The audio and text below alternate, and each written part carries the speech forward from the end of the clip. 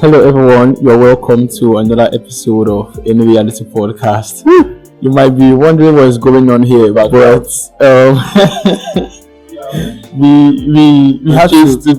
to change for just this episode because it's really been a busy week for us. How's it been for you, Oyema? Nah, this week was really busy, but it has been a blessing. Yeah, it has been a blessing, but it has been busy, so hence the change of scenery. But I've been blessed. Yeah. All right.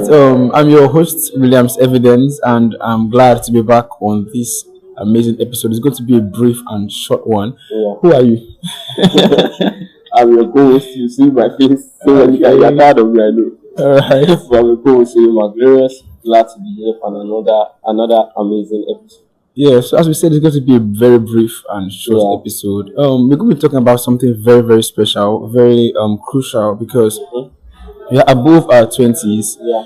At 20, like age 20, we are above that, right? So I believe that we've had experiences growing up, we've had challenges growing up, and one of the things is that immediately a person experiences puberty, right? Emotions and a lot of things comes up, complications from parents. In fact, yesterday I was thinking, and it just dawned on me that every child knows when the parent is withdrawing from the child, for them to be dependent on themselves. Yeah, like every child knows. Every child knows. You will just know. You just feel that normally you usually when you come back home, they're asking, "Are you going to eat? Are you going to do this?" But you say, "Madam, when you come back, are you back? Okay, now welcome." And you don't know that some little things that they keep saying, they're not repeating it again. It just shows that you're growing into maturity. So if I should ask, what are your challenges when it's like, what can you say about your 20 from age 1 to age 20? How's it been for you? In fact, the transition is really as hard as it is, like as if I just jumped 20 just yesterday. Yeah. But yeah, we're above 20, and there's a lot of transitioning from being a child, just being foolish, all you want to do is play, just play around, play football, all those things. Yeah. And then transitioning into the part where now you are looking for, you want to more. Yeah. Now you are interested in. Before, as a child, you're not being interested in women. You see where you go running. You go to the stage. Now you're looking at them. You are interested in them, and it doesn't really just the characteristics. Different things changes. So there were a lot of transition from age 1 to 20. Yeah. Right, but we'll speak particularly to the older ones because they'll be the ones to understand. Yeah. But one of the challenges I faced was the constant need to fit in, right? The constant desire to fit in, always wanting to be among the cool guys, always wanting to feel among, right? That will drive you to do things that you shouldn't do. That will drive you to want things that you naturally don't want it, but because everybody has it, you want to also get it. Yeah. And most of the times, given the kind of society we live in, and I believe everywhere in the world, as a child, you can't just go to your parents and ask them for anything, and they will give you. There are certain things you are restricted to from. So it now forces you to do some certain things that you didn't necessarily grow up with it, but you just found yourself doing it. Right? I remember, and I'm going to be very open. Please. I remember as a child, right, in secondary school. Right, my friends, they used to bring snacks money to school and all that. And my parents, they used to give me food to eat. But I didn't want, I know you feel as though you have gone above. I don't want to be carrying lunchbox to school and all those kind of things. So I told them I'm not carrying lunchbox. And one guy did, why are we? It led me to stealing. I started stealing because I want to also when my friends are going out to buy snacks, I want to also go and buy snacks. And I was doing it for years. I was doing it until conviction came on that. So it drove me to that. And that's just one of the things like that. So one of the things that I noticed that challenges young people, right, under 20 most especially, is they want to fit in. They want to be among. They want to see people to look at them and say, yes, you are touche, you are fresh, you are one of the big guys. But then if you actually look at it, you don't have those things. You now realize that you are doing the wrong things to get there. So that was one of the things I'm struggling with. Personally, for me, I think that one of my challenges I faced as a young person was the need of getting accepted by the opposite gender. Because I mean, even though I'm a guy and my fellow guys don't accept me, for the fact that an opposite gender is accepting me, automatically the other guy is like, oh, if this girl can actually follow this guy, automatically they will know this. I've faced a lot of discrimination from the opposite sex, and that's one of the things that I'm still working on. It has led me to pull back from females, right? Even though it may look as though I have female friends, but they don't actually know me, real you. Right? I'm someone that I know how to dig up on people. I will get to know everything about you, but you just know shallow things about me. And because when growing up, I've faced discrimination from ladies so much. I mean, I can remember a particular time. I think that was in my primary 4 or primary 3. I would see a young I doubt if I've even expressed puberty by then. You're not up to 10 years. This young girl, she told me that she's not going to play with me again. Just that simple statement. Guess what I did? I went back home. I searched for every money I could find in the house. Like every money, from my mom's purse, my mom's shirts, my dad's shirts, trousers, his wallet, everything, everywhere, every box I could see money. I searched for it. Like my school bag was filled with money. And I went to school with it just to give this girl. So she accepts me. Hey. Now you know the worst part. I gave it to her. She didn't accept it. Are you for it? She didn't accept it. After everything, I'm like, so what is the problem? What is the problem? I think one of my issues was that back then I was quite darker than I am now. So a lot of persons, they kind of accuse me and talk about me, but I got to realize that if you leverage on your strength, automatically you won't give heed to the voices of other people. Because I got to sharpen my strength, right? I got to have the understanding that first, there's no question I can't answer. That's something I keep telling myself even to this day. There's no question on earth that I can't answer. Have something to say about. Exactly. And when I mean I can't answer, it doesn't mean that I will give you a detailed thing about it. But even though something shallow at least. Exactly. Even though I believe communication is a skill. It is a skill, right? So there's a way I can tell you I don't know the answer to your question. You applaud me for not knowing the answer. So I learned how to sharpen my skill. I learned how to speak. I can remember the first time I preached in school. That was when I was in boarding school, my SS2 or so. I preached on a Sunday service in school. They had to give me another slot. Even for once, I've laid hands. I could have laid hands, but because of that, people saw you and saw the way you spoke, and you're just like, my God. So you can actually talk like this, and because of that, automatically it builds respect, right? I started my own fellowship in school. I started doing, in fact, the pastor of the chapel then was kind of, why will I start a fellowship in the school? It's a Christian school, and I'm starting my own fellowship under it. I didn't mind. I started my own fellowship. Usually do end of year party, bake cake, do everything. So I learned how to sharpen my skill, and because of that, I felt accepted. Right. So young persons, they need to learn how to leverage on their strengths and not just really downplay on their weaknesses. But while working on your weakness, you also leverage on your strength, because sometimes it gets to a point whereby you've used your strengths, you've maximized your strength so much that your weaknesses can't be seen. That's why some people they feel that pastors shouldn't make mistakes. They feel that pastors, if they do something, a pastor, why? It's not because he's a man of God, because this guy actually, over time, he has lived an exemplary life. He has done things like a lot of good things that just one blogger, they'll say, pastor, but he's just a man, right? He's a man with God. So, so is there any other thing again that you faced, probably from family? From family, I was always a stubborn child. I heard that you and your brother fight. If he's watching this thing, he can confirm. You know, it's a fight. He used to beat me. Wow. It's fight. He beat me. So my elder brother. So we fought a lot as growing up, and I don't know. Somehow, when you are in the position, you can't see how you are wrong. You think you are doing the right thing. You always think you are in the right. And one thing, my parents will always come and they will support you. Even when me and my younger sister, because in my mind I'm not okay. They are supporting the elder child. Let's say, let peace reign, respect your senior. When me and my younger sister now fight, they will not come and support her.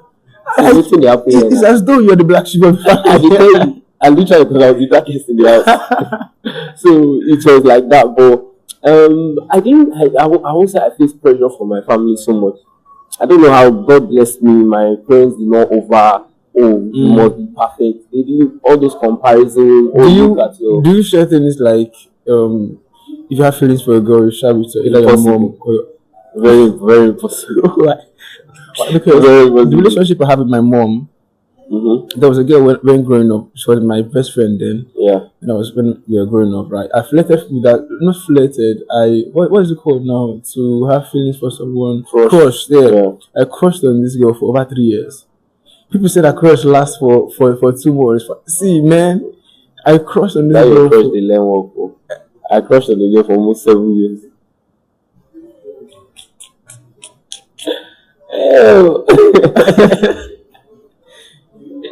That is weird. 7 years is the number of completion.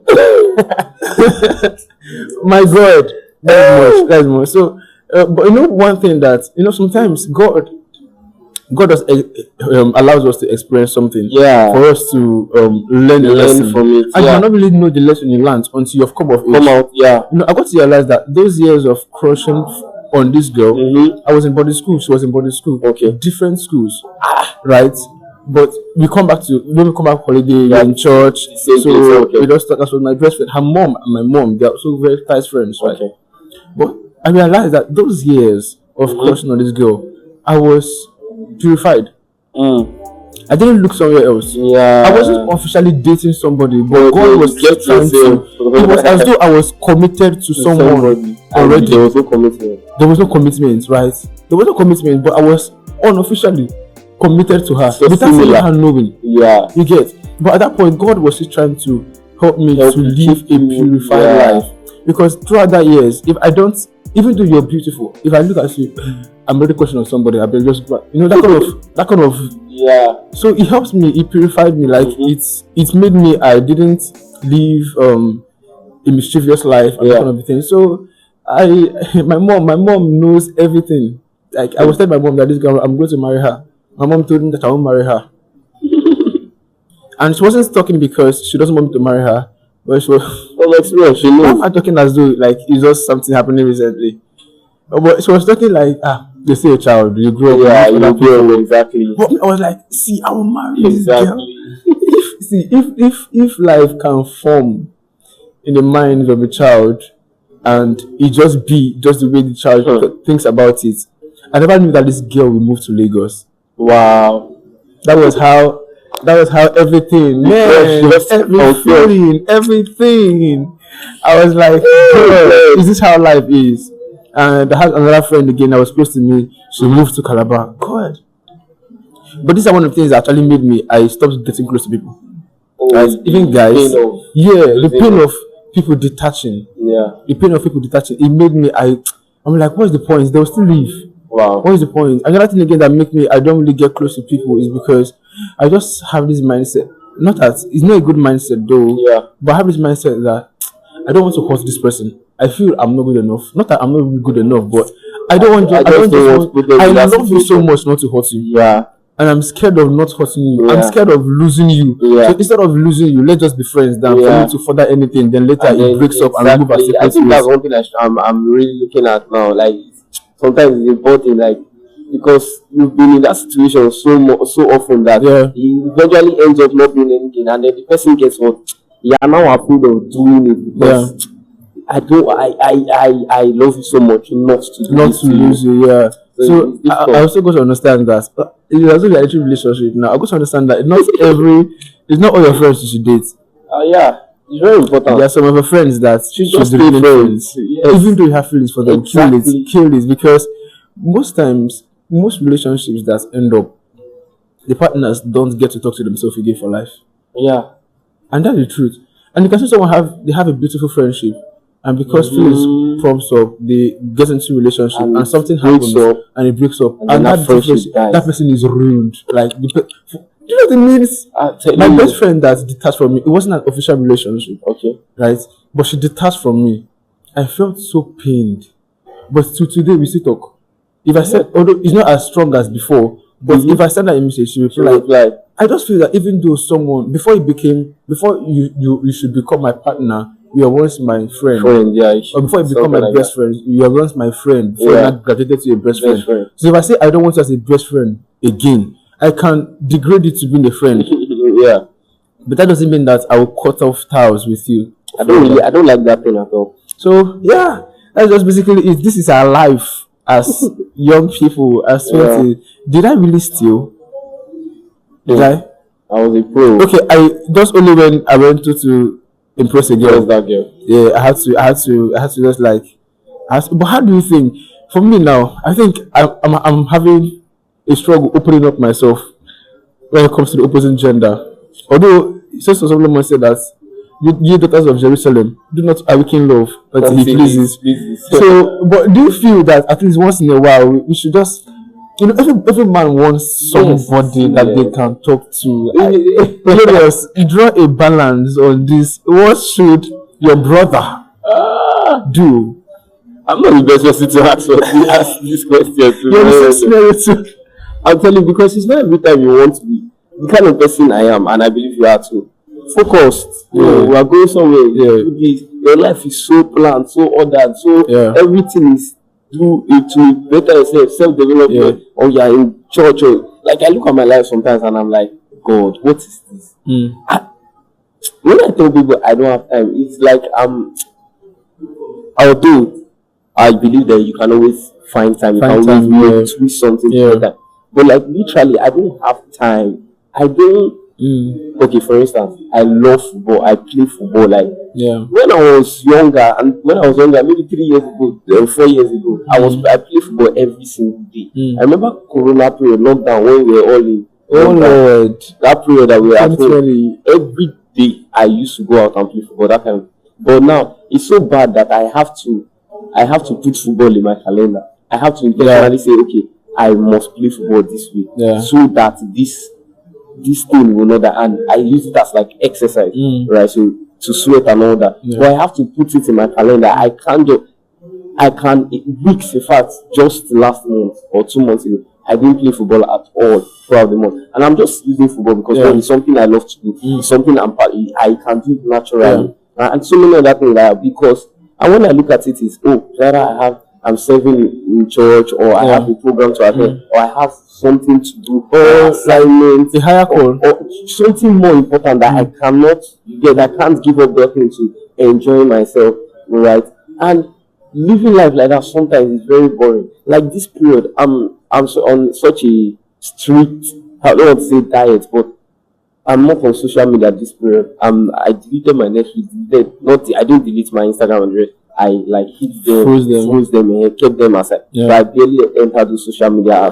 I've not watched a movie in 2 months and all those kinds of things. And sometimes it's I won't say it's depressing. Talking about movies, like I was a movie freak, but I just see these things naturally die. Sometimes as you keep working with God, God places demands on some things in your life. It's not a sin, but God also, if you want a closer walk, just let's go of something. He wants to be the number one. Yeah. Like me personally, I used to watch football a lot, but now I don't even. I struggle to. I 2 hours just sitting down to. Because of that, whenever I'm watching a movie, I usually put the movie on.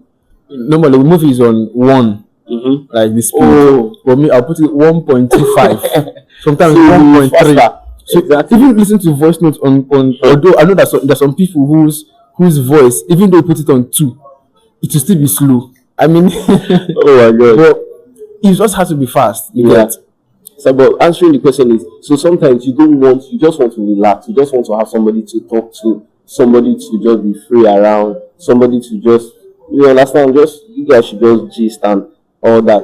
But I think you should just know where you are. I was talking with somebody, one of my friends in church today, and she was like, she didn't plan to date in school. She didn't, and she gave herself a particular age to date and all that. And I believe that's how you should be. Have the focus, know what you want, and you should not just it's not whether you want to date in school or not. Just know what you want and why you want that thing. So somebody says they don't want to date in school because they want to focus on their. Now you may not have the same. You could maintain a relationship and still be doing well in school. But just give yourself a timeline. Okay, this is, I'm not doing this for now because I don't want that distraction. I don't want all of that. Right. So give yourself that balance, and then of course have friends. Right. So because you're not dating doesn't mean you should be a sad person and come on. You are only in your school. You shouldn't mean you should lock up your emotions. No. Right. Express, talk to people, be free, be friendly. But just don't let it get to that point where two of you now say, I've been there, where there is emotion here, there's emotion here, but both of you don't want it. It's a very bad place to be. It's undefined. And if something now happens and then you now no longer want to, because with all those emotions comes commitment. You are calling yourself every day. You are texting yourself every day. So how did you handle that? Jesus. I'll be very sincere. It ended badly. Why? Because now you don't want to do those things anymore. You don't want to text every day. You don't want to call every day. And then the person will read it as, in fact, this is always what they say. You led me on. And the truth is, that's the truth, right? If you didn't have a plan that this is where it's going to end up, why would both of you be so free, video calling every day? Sometimes men but it's hard. You want that thing. Yeah, you just want that. You just want it. But so there's no balance, because the result of doing that is feelings. But you don't want the feelings, but you want the calling. You know, sometimes people just they want to see themselves in a situation whereby, I was talking with a friend yesterday, and I was telling him that some men, so both men and ladies, they want to see themselves in situations whereby they have feelings for this girl. The girl has feelings for them. They don't want to date now. They want to wait till later to date. And they won't also look out to another person. They don't know that there's something going on, but it's not defined yet. And you're not also permitted to look out. Let's just keep moving like that. And if anything happens, that's all of us no hard feelings. That's all of us break up, or we don't continue that way. No hard feelings. Well, you can't eat your cake and have it. Exactly. So thank you. We're gonna end here. As you can see, we are not using our main studio. So I want you to know that the mistakes of your 20s or of your teens is not permitted to be the same mistakes of your 20s. So we believe that if you made certain mistakes from your 1 year to your 20th year, it shouldn't repeat itself from your 21st year to your 30th year. It's meant to be a testimony, right? You're meant to learn. You're meant to relearn. You're meant to unlearn. Right? So let the mistakes of your past not be the mistakes of your present and future.